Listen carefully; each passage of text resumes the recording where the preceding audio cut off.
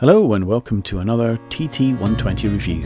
Today we're looking at the new Hornby TT KFA container wagons. These wagons have been running in the UK since the late 1980s and have been a common sight on mainline routes.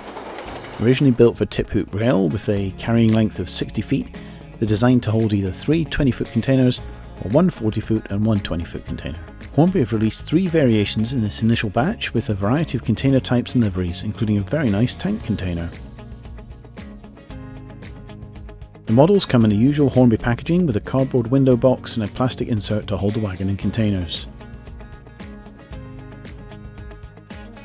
You get a small bag of detail pieces with cosmetic coupler hook and chain, plus some small pegs to allow you to securely stack the containers for trackside loading scene.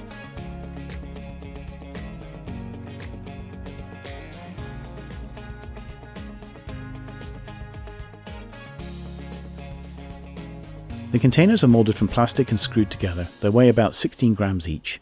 The wagon is made from die-cast metal with plastic details and weighs just under 21 grams without a load. The printing is very crisp and to Hornby's usual high standard. The entire wagon weighs 72 grams when loaded, and the overall effect of them loaded is really sharp, with the colourful liveries really popping against the blue tip hook colours of the wagon. Compared to the previously released Arnold container wagons, the overall length is similar, but the Arnold wagons hold only a single 45-foot container. The containers are not interchangeable between the two brands. The KFA features sprung couplers which easily handle radius 2 curves. There's plenty of play in the springs, and they also work well with the Arnold wagons on tight curves. Running behind a Class 66, these containers look really sharp and handle curves well, provided you're using the longer coupler shanks for this locomotive.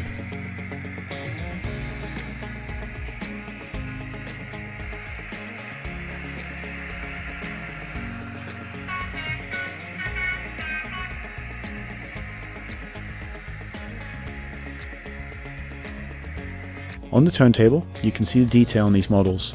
The containers are moulded in coloured plastic instead of being painted, so they do look a little plasticky, but once weathered, I would expect they'll look really convincing.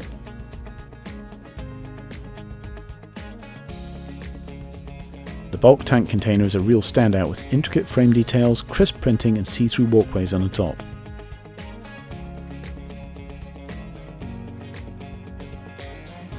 The underframe has bogies with painted axle boxes, separate brake wheels, and the deck is really finely detailed.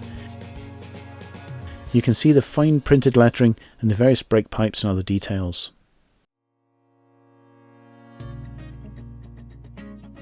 The liveries on the 20-foot containers look great, with a nice selection of different shipping companies and colours.